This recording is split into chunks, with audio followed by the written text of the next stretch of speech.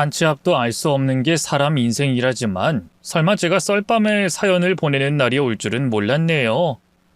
하긴 돌이켜보면 어릴 때부터 참 한많은 삶이었어요. 일남 일녀 중 장녀로 태어나 남동생에게 엄청 치이면서 살았거든요. 요즘은 좀 덜한 편이라지만 원래 우리나라가 딸보다 아들을 더 귀하게 여기잖아요. 저희 부모님도 그랬어요. 아니 오히려 남들보다 더 심한 편이었죠. 아버지는 제가 계집애란 이유로 학비도 아까워하셨고요. 어머니는 귀한 과일이나 고기 반찬 같은 걸 늘 남동생에게만 줬어요. 제가 아무리 먹고 싶다고 떼를 써도 절대 주지 않았죠. 아, 기집애가 무슨 식탐이 이렇게 많아. 누나 같아선 동생한테 양보를 해야지. 난 왜 맨날 첫날 양보하고 살아야 하는데? 얼마 전에 이장님이 준 바나나도 용철이 혼자 다 먹었잖아. 나도 바나나 먹고 싶어. 엄마, 나도 입이 있는데 왜 맨날 맛있는 거 다 용철이 찾지야? 억울하면 너도 고추 달고 태어나든가. 시끄럽게 굴지 말고 할 일 없으면 네 방 청소나 좀 해. 이따 용철이 오면 밥 차려주고. 알겠어? 남동생은 부모님이 자기만 편애한다는 걸 너무 잘 알고 있었어요. 그래서 4살이나 터울 지는 지 누나를 몸종보다 더 하찮게 여겼죠. 누나, 나 일기 좀 대신 써주라. 이거 내일까지 내야 하는 거라 급해. 뭐? 네 일기를 왜 내가 써? 세상에, 한 달이 넘게 밀렸네? 여태 안 쓰고 뭐 했어? 아, 시끄러. 누가 나한테 잔소리하랬어? 그냥 잔말 말고 공책 가져가서 채우기나 해. 이번엔 내가 쓴 것처럼 글씨 흉내 잘 내야 한다. 저번처럼 누나 글씨로 써서 걸리면 가만 안 둬. 강용철, 내가 네 누나지 동생이야? 어디서 이래라 저래라야. 네 숙제는 네 스스로 해. 그래, 이렇게 나온다 이거지? 이따 엄마랑 아빠 반일하고 오면 누나가 한 짓 다 일러 바칠 거야. 이번엔 또 회초리로 몇 대나 맞으려나? 동생의 이죽거림 앞에서 전 아무 말도 할 수가 없었어요.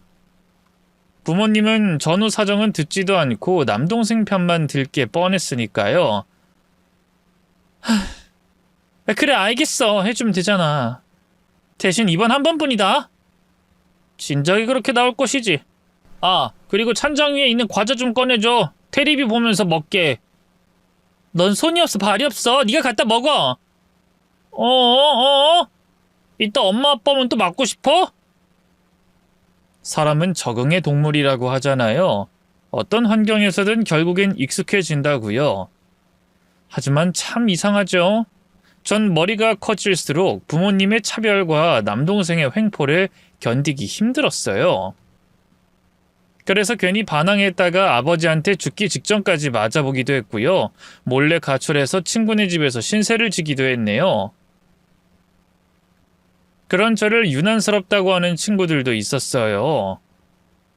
미정아, 원래 부모들이 다 그렇지 뭐. 우리 엄마만 해도 맨날 우리 아들 하면서 끼고 사는걸? 그냥 딸들의 숙명이라고 생각해. 맞아. 그렇게 예민하게 받아들이면 너만 힘들어. 그러려니 해야지.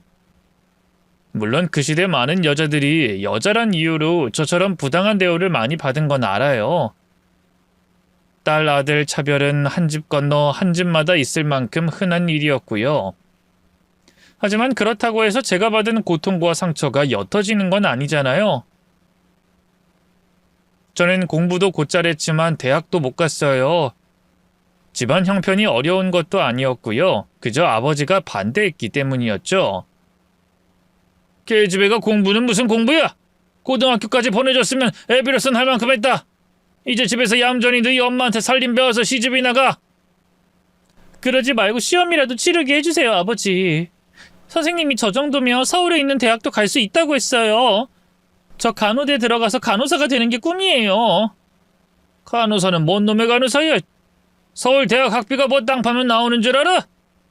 아버지 제발요. 저희 집에 돈이 없는 것도 아니잖아요. 나중에 제가 성인 되면 꼭 다 갚을게요. 아이 글쎄 안 된다면 안 되는 줄 알아? 이게 또 복날 개패든 맞아야 정신을 차리지. 그랬던 아버지가 남동생이 대학 갈 땐 말이죠. 무려 삼수까지 시켜줬어요. 공부에 소질도 흥미도 없었던 남동생은 그런 전폭적인 지지를 받고도 간신히 전문대에 들어갔지만 말이에요. 어쨌든 그 일은 제 가슴에 지워지지 않는 상흔을 남겼고요. 결국 저는 한밤중에 몰래 집을 빠져나와 무작정 서울 가는 버스에 몸을 실었어요. 이제부터 나는 천의 고아다. 평생 부모님과 동생은 보지 않겠다. 차창 밖으로 흐르는 낯선 풍경을 바라보며 얼마나 굳게 다짐했는지 몰라요. 서울 생활은 기대와 달리 마냥 좋지만은 않았어요. 일자리를 찾아 헤매다 숙식이 제공되는 찻집에서 일하기 시작했는데요. 사장 부부가 지독한 구두쇠라 화장실 갈 때도 눈치를 줬어요. 물세 아깝다고 말이죠. 먹는 것도 자기들은 멀쩡한 반찬에 흰밥을 지어 먹고요. 제겐 키우는 개한테도 못 줄 것 같은 쉰밥과 남은 반찬을 섞어주곤 했네요. 그래도 꾹 참고 한 푼 두 푼 악착같이 돈을 모았어요. 덕분에 상경한 지 2년 반 만에 그 찻집을 나와 작은 지하 새방을 구할 수 있었죠. 숙식이 해결되니 구할 수 있는 일자리 폭도 더 넓어져서요. 작은 섬유제조 회사 격리로 들어갈 수 있었네요. 거기서 남편을 만나 살림도 차렸어요. 사실 그전까진 먹고 살기 바빠 연애엔 관심도 없었는데요. 수다분한 성격의 근면성실한 남편에게 자꾸만 마음이 가더라고요. 어디서 들었는데요. 인생이란 망망대해를 뗏목 타고 건너는 일과 비슷하다고 하대요. 그 뗏목을 혼자 노저으며 건너는 것보단 누군가와 함께하는 게 덜 외롭고 덜 힘들다고요. 그쯤엔 저도 제 뗏목에서 함께 노를 저어줄 누군가가 필요했던 것 같아요. 그게 바로 남편이었고요. 남편은 천의 고아에 저만큼이나 가진 게 없는 남자였어요. 같이 동거하다 애가 생기면서 자연스럽게 결혼까지 하게 됐는데요. 저도 부모님과 연 끊고 산 지 오래였기 때문에 식은 생략했어요. 그냥 둘이서 2박 3일로 설악산 여행하는 걸로 결혼식을 대신했죠. 지금이면 놀라 자빠질 일이지만 그 시절엔 그렇게 대충 자기들끼리 물 떠다 놓고 식만 올리는 경우도 많았네요. 지금 생각해보면 남편은 의문스러운 구석이 많은 사람이었어요. 자기 과거 얘긴 잘하지 않았고요. 제가 캐물어도 그냥 얼버무리곤 했죠. 뭐 좋은 일이라고 캐캐묵은 옛날 얘기일 거네. 보육원에서 나고 자란 고아놈 인생이 특별할 게 뭐가 있다고. 됐으니까 우리 앞으로의 일만 얘기하자. 당신이랑 영준이 만나고 난 다시 태어난 거나 다름없으니까. 하여간에 말은 청산유수지. 당신 가끔 보면 수상해. 국정원이라거나 뭐 따로 살림 차린 여자가 또 있다거나 한 건 아니지? 아이고 강미정 씨, 영화를 너무 많이 보셨네요. 그렇다고 해서 결혼 생활이 불행했던 건 아니었어요. 남편은 성실하고 가정적인 사람이었고요. 저나 아들에게도 참 잘했어요. 자기한테 들어가는 돈은 10원 한 장에 벌벌 떨어도 처자식에겐 돈을 아끼지 않았죠. 어디 그뿐인가요? 회사랑 집밖에 모르는 사람이라 속 썩일 일도 없었어요. 술, 담배도 아예 안 했고 질 나쁜 친구들도 없었죠. 지금 돌이켜보면 제게는 참 과분한 남편이었어요. 그런 남편이 달라진 건 결혼한 지 5년이 넘었을 때였어요. 그쯤에 남편은 팀장으로 승진해 바빠지기 시작했는데요. 언젠가부터 야근이 당연해지고 집에 있을 때도 어딘지 모르게 어리 빠진 사람처럼 멍하니 있을 때가 많았어요. 때로는 여보 하면서 뭔가 할 말이 있는 사람처럼 저를 불러놓고는 이내 아니다 그냥 한번 불러봤어 하고 싱겁게 넘어갔죠. 처음엔 일이 많아서 힘들어서 그런가 보다 했어요. 그래서 없는 살림에 남편 보약도 지어주고요. 밥상도 더 신경 써서 차려줬죠. 그런데 시간이 갈수록 뭔가 이상하다는 생각이 들었어요. 여자의 촉이라고 해야 할까요?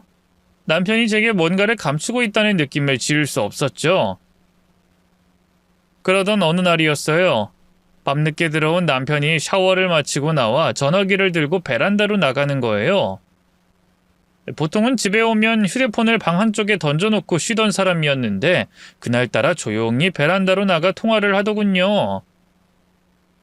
조심스럽게 따라가 귀를 기울여 보니 수화기 너머로 여자 목소리가 들리는 게 아니겠어요? 무슨 말을 하는지까진 알 수 없었지만 분명 여자였어요. 어디 그뿐인가요? 그 여자에게 남편은 얼토당토하는 말까지 하더군요. 네네, 알겠어요. 그럼 내일 전에 봤던 그 카페에서 만나요. 네? 아이, 결혼은 무슨. 저 아직 총각이에요. 뒤통수를 한 대 얻어맞은 것처럼 머리가 멍해졌어요. 남편이 바람을 피우고 있다는 게 확실해진 순간이었으니까요. 당장 베란다 안으로 뛰어들어가서 남편을 잡아 족치고 싶었지만 꼭 참았어요. 남편은 저보다 더 언변이 좋은 사람이었거든요. 분명 되도 않는 말을 둘러댈 게 분명했고 그럼 또 전 그 말에 넘어가서 이리저리 휘둘리기만 할 것 같았죠. 남편이 그 여자 만날 때 몰래 따라가서 결정적인 현장을 덮치자고 결심했네요. 그날 밤 마음속의 불안과 분노를 억누르며 한숨도 자지 못했어요. 제 옆에서 곤히 자고 있는 남편을 목조르고 싶은 걸 꾹 참았죠. 이튿날 아들을 이웃집에 맡겨두고 저는 남편 퇴근 시간에 맞춰 회사로 갔어요. 그날도 어김없이 야근한다던 남편은 6시가 되자마자 퇴근해 어디론가 차를 몰더군요. 늘 이런 식으로 내게 야근한다 거짓말하고 다른 여자를 만났던 걸까? 심장이 뜯기는 것처럼 아팠고 절로 눈물이 새어나왔어요. 하지만 침착하게 택시를 잡아타고 남편의 뒤를 쫓기 시작했죠. 이윽고 남편이 차에서 내리고 카페 쪽으로 걸어가는 모습이 보였어요. 저도 급히 택시를 멈춰 세우고 기사님께 돈을 건넸는데요. 그 순간 귀를 찢을 듯한 자동차 경적 소리와 함께 차들이 갑자기 정지하는 소리가 들렸습니다. 놀란 저는 즉시 고개를 돌렸는데요. 눈앞엔 너무나 충격적인 광경이 펼쳐져 있었어요. 횡단보도 근처에 오토바이 한 대가 쓰러져 있었는데요. 그 옆엔 운전자로 보이는 헬멧을 쓴 사람이 널브러져 있었고요. 그 맞은편엔 다름 아닌 남편이 피를 흘리며 엎어져 있었습니다. 도무지 제 눈을 믿을 수가 없었어요. 그래서 한동안 넋이 나간 채로 가만히 서 있기만 했는데요. 택시 기사님이 아이, 저 남자 그쪽이 쫓아가달라던 그 남자 아니요? 교통사고 난 것 같은데 하는 순간 정신이 번쩍 들더군요. 저는 다급하게 사고 현장으로 달려갔어요. 그리고 몰려든 사람들을 해치고 남편에게 다가갔죠. 여보, 영준 아빠, 정신 좀 차려봐! 아무리 소리쳐 불러봐도 남편은 감은 두 눈을 뜨지 않았어요. 누군가 신고했는지 이내 요란한 사이렌 소리가 들리기 시작했고요. 이내 구조대가 달려와 남편과 저를 구급차에 태웠죠. 환자분이 머리를 크게 다치셨어요. 일단 가장 가까운 병원으로 이송할 겁니다. 네, 제발 우리 남편 좀 살려주세요. 남편이 바람을 피웠다는 건 그 순간 하나도 중요하지 않았어요. 저는 그저 남편이 무사히 눈뜨기만을 빌고 또 빌었죠. 그런데 바로 그때 남편이 낮은 신음과 함께 눈을 떴어요. 그리고 옆에 앉은 절 보더니 피에 젖은 손을 들어 올리더군요. 여보. 응, 나 여기 있어. 여보, 조금만 참아. 금방 병원 갈 거니까 조금만 더. 여보, 실은 나... 남편은 뭔가 할 말이 있는 사람처럼 간절하게 입술을 달싹였어요. 하지만 그것도 잠시.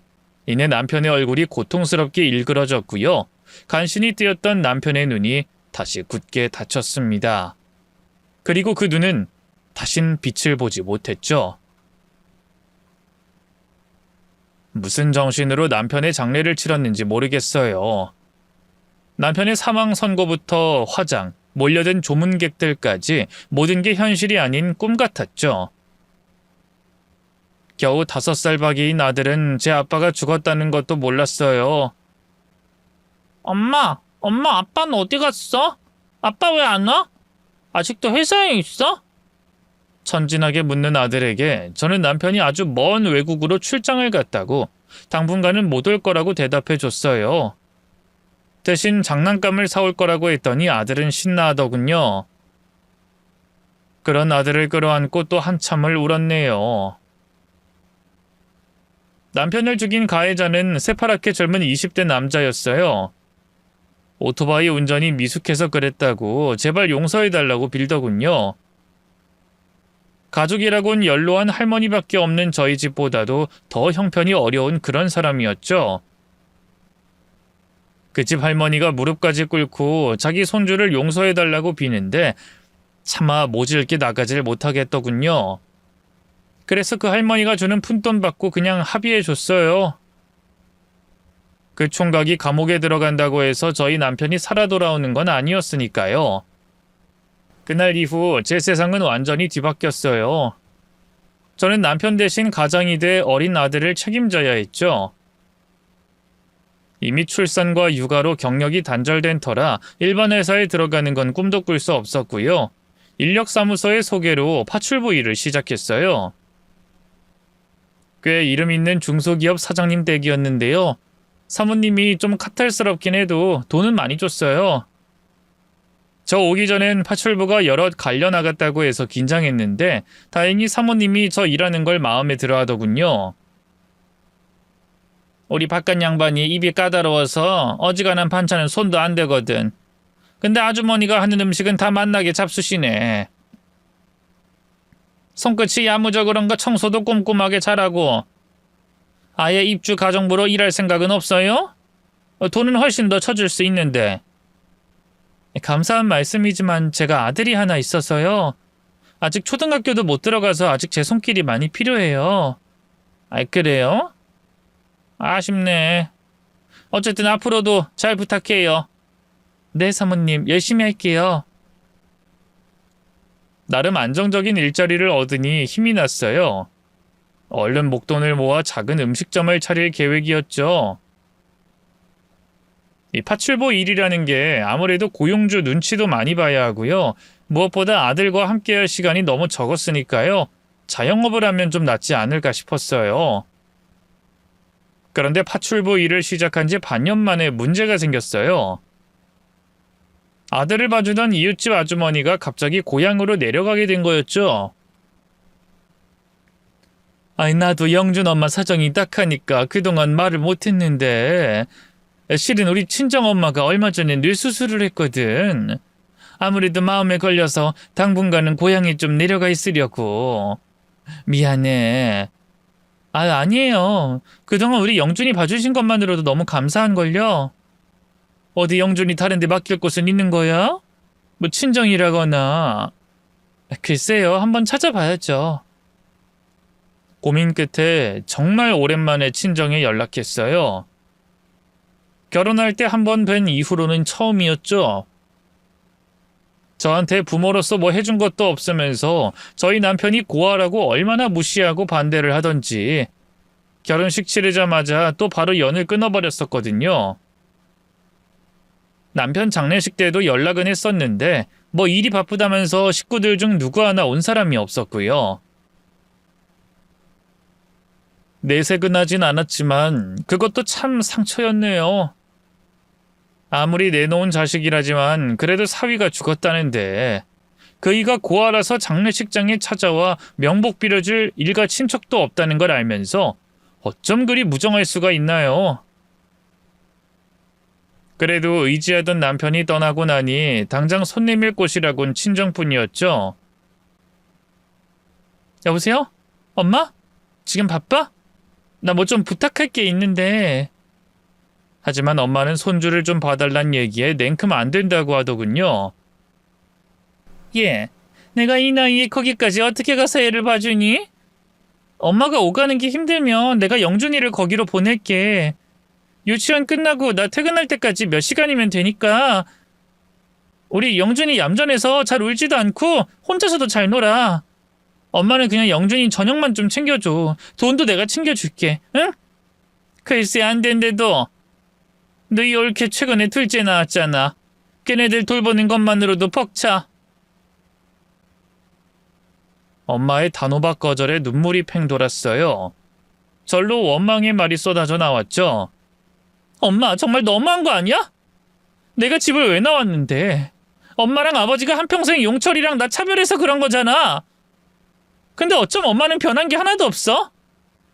서방이 잃고 혼자 아등바등하는 나보다도 용철이 편히 봐주는 게 더 중요하다는 거야? 아니, 얘가 정말... 그래, 너 말 잘했다. 네 말처럼 너 옛저녁에 부모고 뭐고 다 버리고 서울로 올라갔잖아. 근데 이제 와서 너 힘들고 필요할 때만 쏙 연락해선 애 봐달라는 게 말이 되니? 내가 네 하녀야? 다른 집 딸년들은 매일같이 전화해서 안부 묻고 용돈이 너보다 보내기 바쁘다는데 이런 일로 연락할 거면 다신 연락하지 말고 끊어. 그놈의 고아 새끼 피부치 내가 뭐 예쁘다고 봐줘? 다른 무엇보다 엄마의 마지막 말이 제 가슴에 빗으로 날아와 꽂혔어요. 죽은 남편은 물론이고 저희 아들까지 모욕하는 엄마를 용서할 수 없었죠.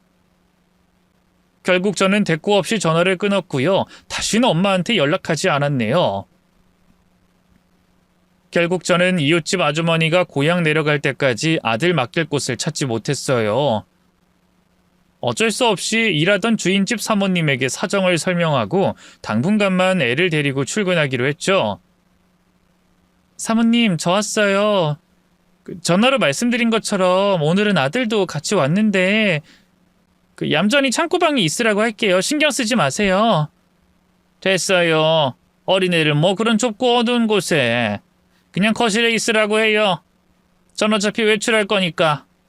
아, 오늘 베란다 청소해야 하는 거 알죠? 세탁소에 맡긴 옷도 좀 찾아다 주고요. 네, 걱정하지 마세요. 나갈 채비를 마친 사모님이 현관으로 향했어요. 그러다 제 옆에 선 아들을 보고 멈칫하더니 이내 아들을 꼼꼼하게 아래 위로 훑어보기 시작했습니다. 지레 겁먹은 저는 아들을 얼른 앞으로 내세웠어요. 영준아, 인사해. 엄마 일하는 이댁 사모님이셔. 안녕하세요. 임영준이에요. 그러나 아들의 혀짧은 인사에도 사모님은 이렇다 할 반응이 없었어요. 계속 뚫어져라 제 아들을 쳐다보기만 했죠. 애 이름이 뭐라고요? 네? 아, 임영준. 영준이에요. 그 순간 갑자기 사모님이 제 아들의 팔을 거칠게 낚아챘어요. 그리고는 몸을 뒤로 돌려 아들의 목덜미를 살피더군요. 갑작스러운 상황에 놀란 아들은 자지러지게 울기 시작했고요. 저 역시 놀라서 얼른 아들을 제 품에 안았죠. 사모님, 지금 뭐 하시는 거예요? 목덜미에 별 모양 점이 있네요. 그게 왜요? 사모님의 말처럼 아들의 목 뒤엔 별 모양의 특이한 점이 있었어요. 남편 역시 똑같은 자리에 점이 있었는데요. 아무래도 유전적인 요인인 것 같더군요. 임영준, 얘가 진짜 아줌마 아들이라고요? 네, 제 아들 맞아요. 도대체 왜 그러세요? 사모님은 한동안 아무 말도 하지 않았어요. 그러다 갑자기 표정을 싹 바꾸곤 입가에 미소를 띠더군요. 아니에요. 그냥 아줌마랑은 너무 안 닮아서. 인사할 때 보니까 목덜미에 뭔가 이상한 게 있길래 벌레인가 했어요. 근데 그냥 점이었군요. 그렇게 상황이 마무리되는가 했는데 사모님이 또다시 황당한 얘기를 했어요. 그리고 애가 제 생각보다 더 어리네요.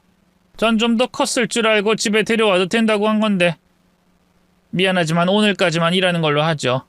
일당은 오늘치까지, 아니 이번 달치까지 다 챙겨줄 테니까 애 데리고 이만 가보세요.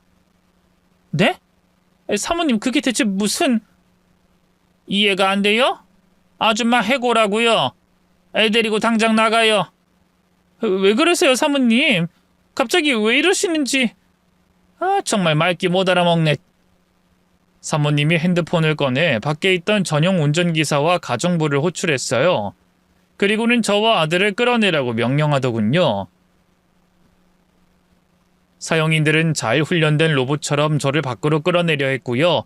기겁한 저는 어찌할 바를 몰라 황급히 아들을 데리고 나왔습니다. 돈은 통장으로 바로 붙여줄 테니까 다신 이 집에 얼씬할 생각도 마요. 알겠어요? 제가 미처 뭐라고 대답할 새도 없이 쾅 대문이 닫혔어요. 도대체 왜 이러시냐고. 아무리 사모님을 소리쳐 불러도 굳게 닫힌 대문은 열리지 않았죠. 결국 저는 황망한 마음으로 아들의 손을 쥔 채 돌아설 수밖에 없었네요. 근데 얼마나 걸었을까요? 아무리 생각해도 이해가 안 가고 너무 화가 나더라고요. 아무리 제가 파출부라지만 그 집 노예도 아니고 이런 식의 갑작스러운 해고는 너무 부당한 거잖아요. 따져묻기라도 해야 속이 시원할 것 같아서 다시 그 집으로 향했어요. 때마침 대문 너머로 현관문 열리는 소리가 나더니 사모님이 정원으로 나오더군요. 누군가와 통화 중인 것 같았죠. 당신 일처리 이따위로 할 거야? 그걸 지금 말이라고 하냐고! 통화 중인 상대가 누군지는 몰라도 사모님은 단단히 화가 난 것 같았어요. 아까 저한테 할 때와는 비교도 안 될 정도로 무서운 목소리로 상대를 다그치더군요. 처자식이 있었잖아! 그럼 당연히 그 처랑 아들 놈도 죽였어야지! 내가 지금 그것들을 보고 얼마나 놀랐는 줄 알아? 아니야, 확실하다니까! 생긴 게 임명식 그 새끼랑 똑같이 생겼다고! 이름도 비슷하고 어디 그뿐이야? 목 뒤에 그 새끼가 갖고 있던 별 모양 점도 똑같이 있었어. 확실해.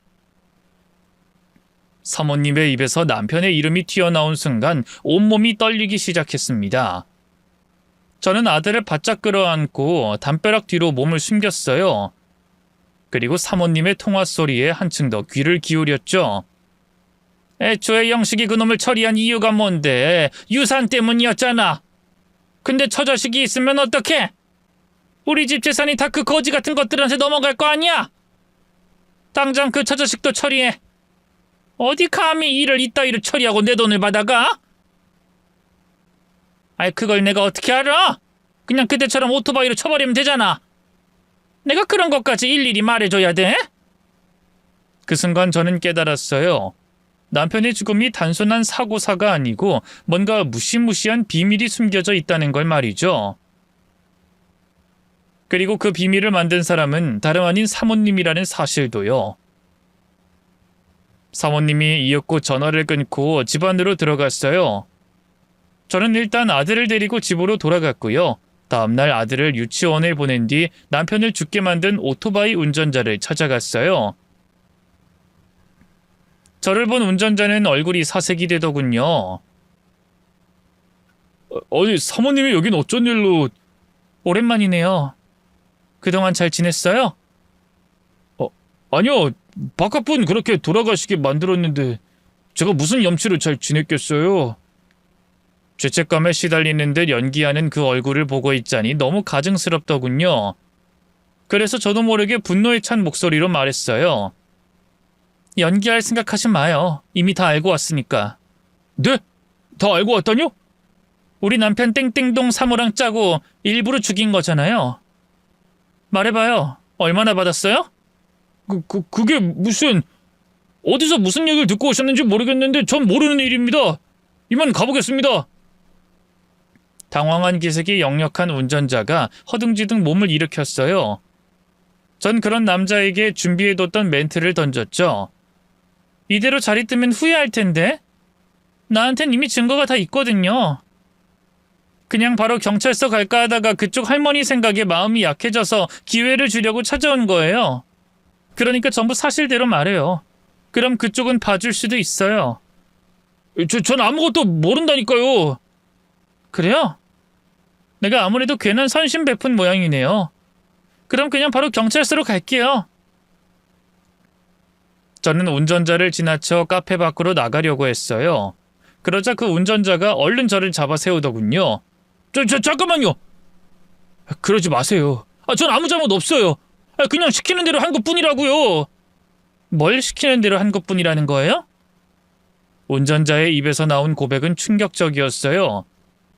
놀랍게도 저희 남편이 그 집 사장님의 하나뿐인 자식이었다고 하더군요. 그런데 지금 사모님이 계모로 들어오면서 남편을 죽어라 괴롭혔고요. 결국 그걸 못 견딘 남편이 집을 나왔다는 거예요. 그 댁 사장님이 최근에 뇌졸중으로 한번 쓰러졌거든요. 다행히 큰 문제는 없었는데 어쨌든 그 일로 사모님이 사장님 돌아가시고 유산의 향방에 대해 관심이 부쩍 생겼나 봐요. 지금 두 분 사이에 아들이 하나 있어서 사장님 돌아가시면 그 아들하고 사모님하고 이렇게 둘이서 유산을 나눠 갖게 될 줄 알았는데 생각지도 못하게 옛날에 집을 나간 바깥분이 문제가 된 거죠. 어쨌든 호적상으로 자식이라 유산에 대한 권리가 있으니까요. 그래서 저희 남편을 죽였다는 건가요? 그게 말이나 돼요? 처음엔 사모님도 죽일 생각까지는 없었다고 알고 있어요. 그냥 만나서 유산 상속 포기각서만 받을 생각이었는데 바깥분이 그건 자기가 알아서 할 문제라고 아버지와 둘이 얘기하겠다고 냉정하게 선을 그었나 봐요. 처음엔 사모님이 절 섭외해서 그냥 겁만 주라고 했는데 나중엔 그냥 죽이라고. 죄송해요. 그땐 저도 빚 때문에 돈이 너무 급할 때라 정말 죄송합니다. 그제야 남편이 죽기 전날 밤 통화했던 상대가 누군지 짐작이 가더군요. 저는 상간녀라고만 생각했는데 알고 보니 남편의 계모인 그 사모였던 거예요. 그 사실을 알고 나니 견딜 수가 없었어요. 가슴 깊은 곳에서부터 분노와 원망감이 끌어올랐죠. 모든 걸 사실대로 말씀드렸으니까 저는 선처해 주시는 거죠? 전 이미 죗값도 다 치렀고 그 사모님이 시키는 대로 한 죄밖에 없잖아요. 그래요. 제가 복수하고 싶은 건 그 여자뿐이니까 그쪽은 그냥 넘어가 줄게요. 대신 오늘 저 만났다는 건 그 여자한테 얘기하지 말아주세요. 이제 제가 갈 곳은 한 군데뿐이었어요. 마침 아들이 하원할 시간이라 아들을 챙겨 목적지로 향했어요. 바로 남편의 친부가 일하는 회사였죠. 사장님 좀 불러주세요. 약속이 되어 있으신가요? 성함이 어떻게 되시죠? 약속은 안 했는데요. 임영식 씨 저랑 아들이라고 전해주세요. 입구 앞 경비원에게 말을 전한 지 10분이나 됐을까요? 사장님이 깜짝 놀란 얼굴로 달려내려왔어요. 그 집에서 파출부로 일하면서 몇 번 얼굴을 봤었기 때문에 저를 보곤 바로 안색이 굳더군요. 아니 파출부 아주머니, 이게 대체 무슨 질 나쁜 장난입니까? 장난이라뇨 사장님. 저도 오늘에야 알게 됐을 뿐이에요. 죽은 우리 그의 아버지가 사장님이라는 걸 말이죠. 그게 대체 무슨... 이의 얼굴을 보고도 모르시겠어요? 아들의 얼굴을 본 사장님의 입이 떡 벌어졌어요. 저는 아들의 고개를 숙이게 해 뒷덜미에 있는 별 모양 점도 보여줬죠.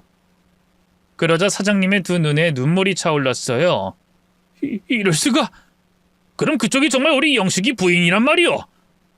근데 대체 우리 영식이가 죽었다니 그게 무슨... 그 말 그대로예요. 영식 씨는 얼마 전에 교통사고로 목숨을 잃었어요.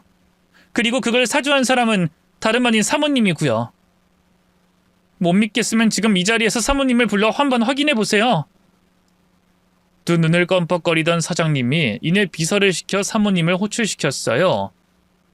사모님은 30분도 안 돼 현장에 나타났고요. 저와 아들을 보더니만 죽일 것처럼 눈에 불을 켜더군요. 아니 이봐요 아줌마. 그때 내가 해고라고 한 말 못 알아들었어? 어디 남의 남편 회사까지 와서 행패야? 남의 남편이라뇨? 엄연히 제 시아버지 되시는 분인데 못 뵐 이유가 있나요? 그 한마디에 사모의 얼굴이 사색이 됐어요. 제가 모든 진실을 알고 있다는 걸 눈치챈 것 같더군요. 대체 무슨 말을 하는 건지. 사모님이 그때 갑자기 저희 아들 얼굴을 보고 깜짝 놀라고 이어서 절 해고할 때까지만 해도 영문을 몰랐어요. 근데 이제 알겠네요. 저랑 저희 아들이 사장님 유산을 상속받게 될까봐 그렇게 두려우셨어요? 아니 이 미친 여자가 대체 무슨 헛소리를 짓거리는 거야? 잡았대 생각하지 마요. 당신이 사람 시켜서 우리 남편 죽인 것도 다 알고 있으니까. 그 말에 사모의 얼굴이 하얗게 질렸어요. 어쩔 줄 몰라 하던 사모는 재빨리 사장님에게 달려가 항변하더군요. 아니에요 여보. 저런 정신 나간 여자 말을 믿는 건 아니죠? 내가 영식이를 죽이다니 말도 안 돼요. 끝까지 잡아떼겠다 이거죠? 저는 핸드폰을 꺼내 준비해둔 녹음 파일을 재생했어요. 사모가 집 밖으로 나와 가해 운전자와 통화할 때, 그리고 가해 운전자를 제가 따로 만났을 때 몰래 녹음해둔 파일이었죠.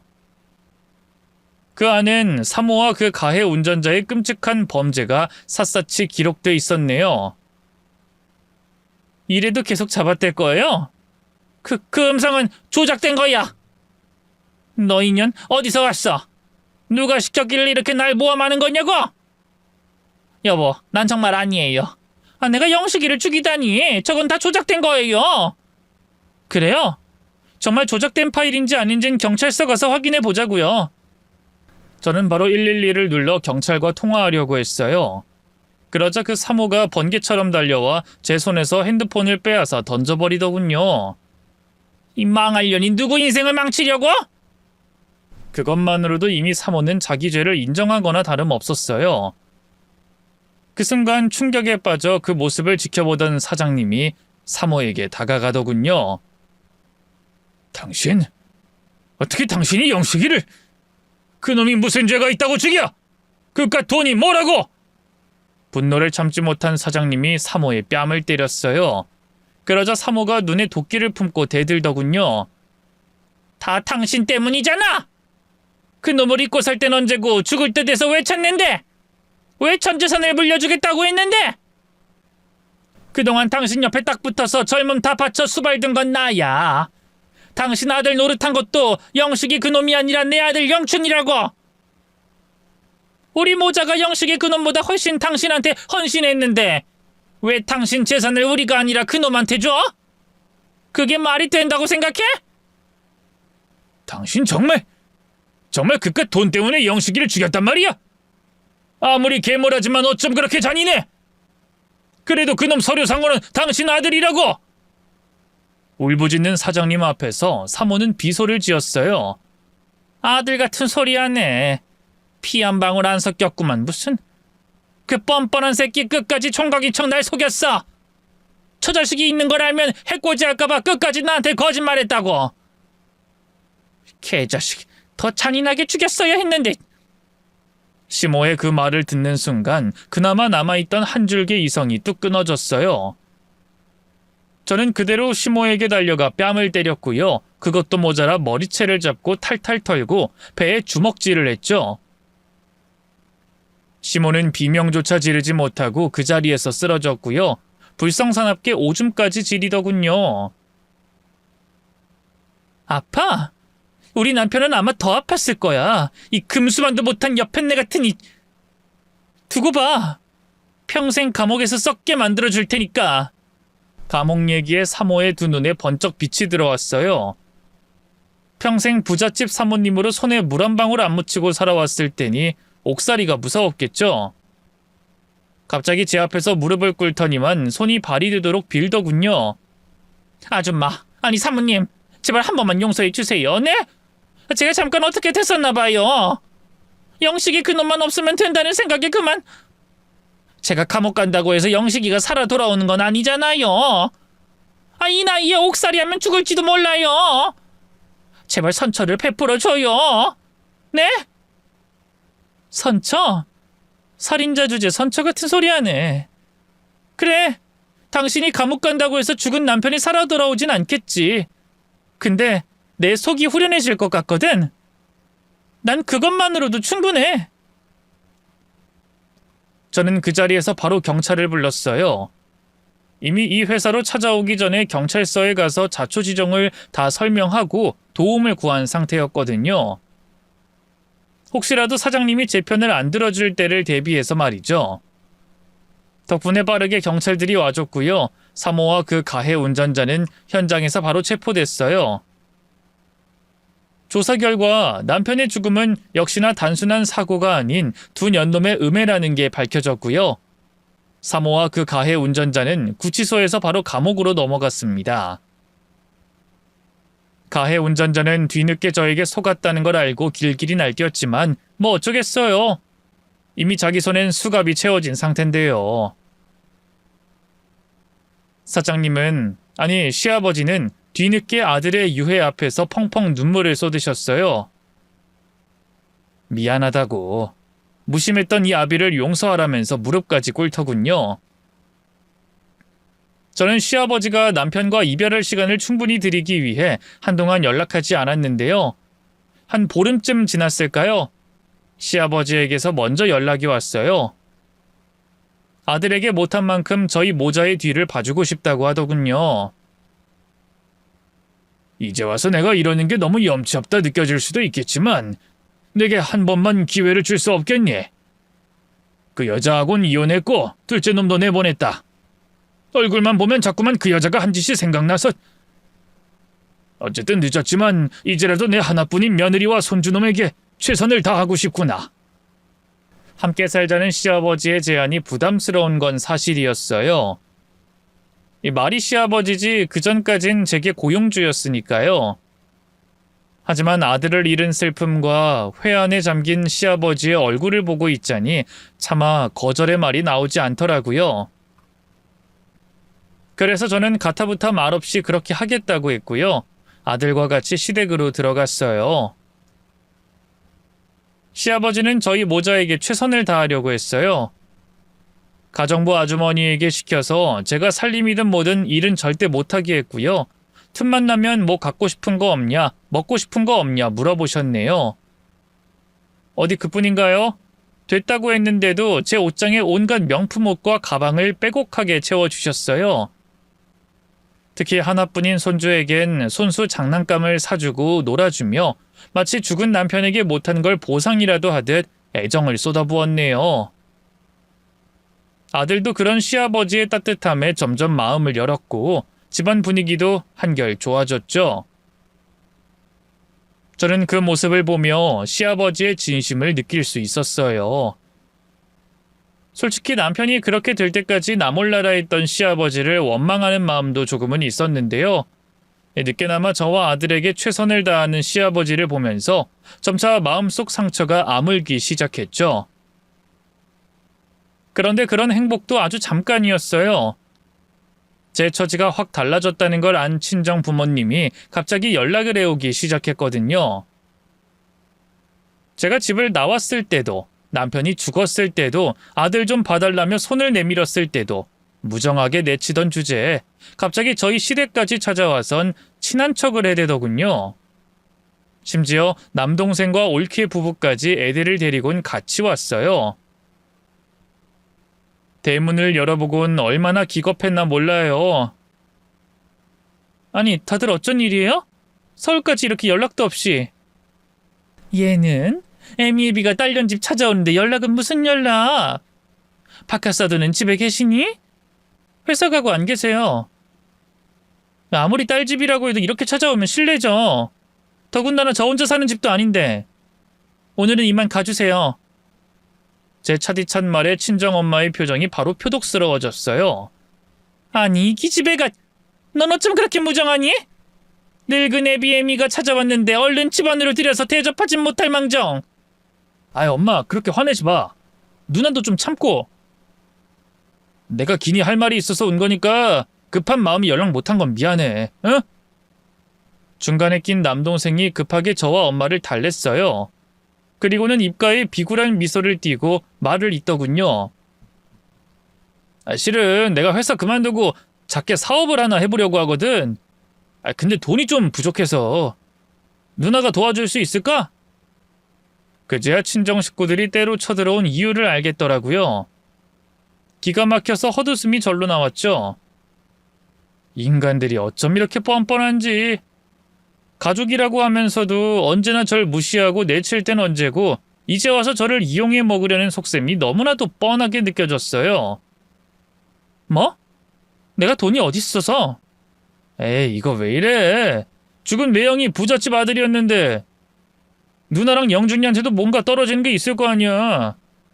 아직 없으면 사돈 어른한테 잘 얘기해서 부탁 좀 드려보면 되잖아. 내가 왜?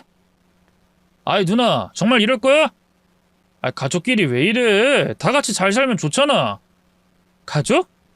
너 지금 가족이라고 했어? 네가 언제 날 가족으로, 누나로 여긴 적은 있고? 늘 하녀 취급했잖아. 내가 아버지 반대로 대학 못 가서 울고 있던 날에도 너 어떻게 했는데? 그만 질질 짜고 가서 너 먹을 라면이나 끓여오라고 했지? 제 말에 남동생은 아무 말도 못했어요.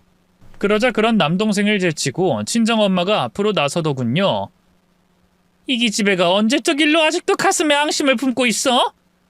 그만하면 됐어. 이제 좀 잊어. 그래요.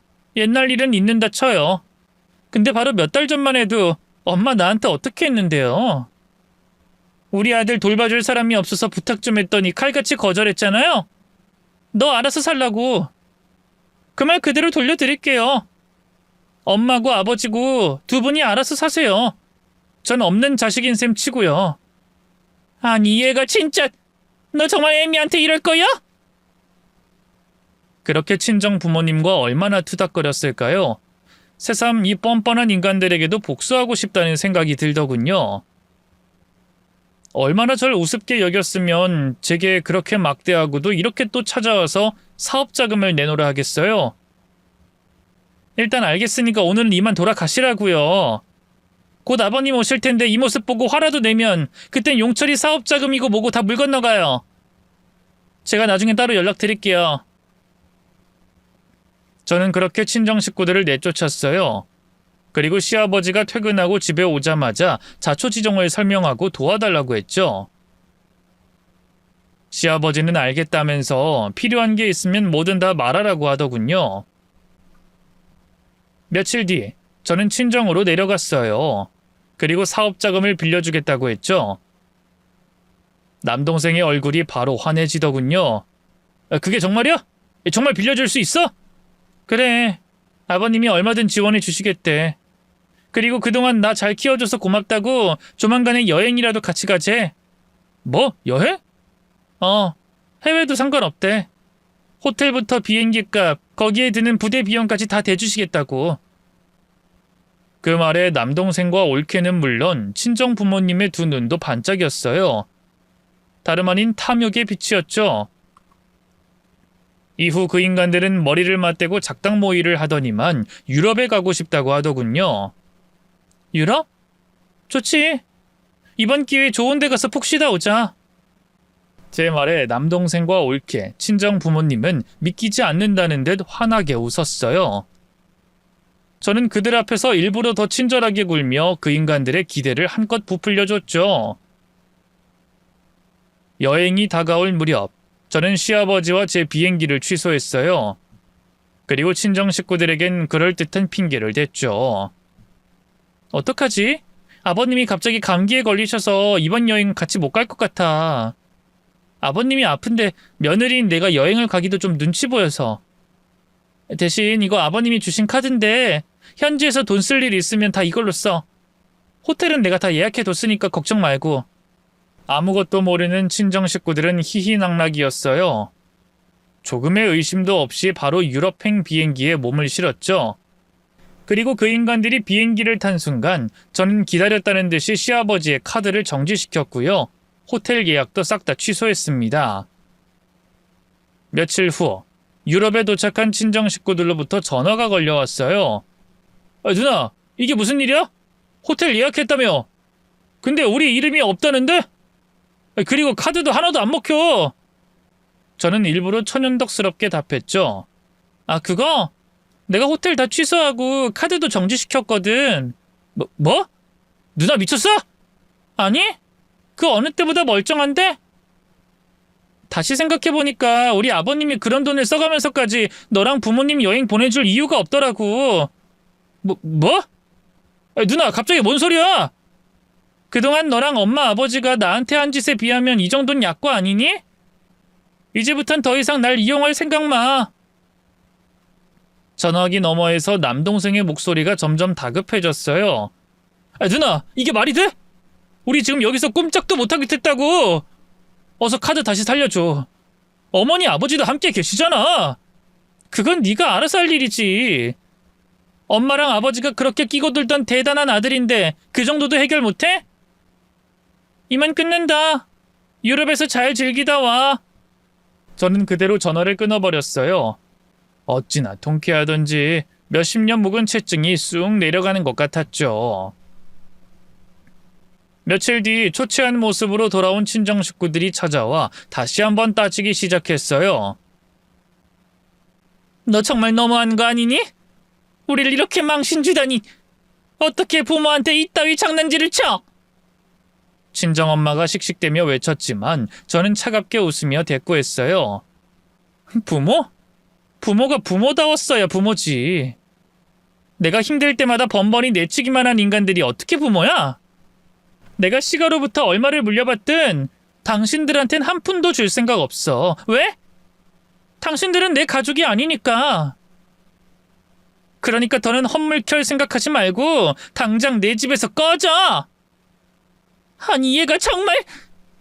분노를 참지 못한 친정엄마가 저를 때리려고 했어요.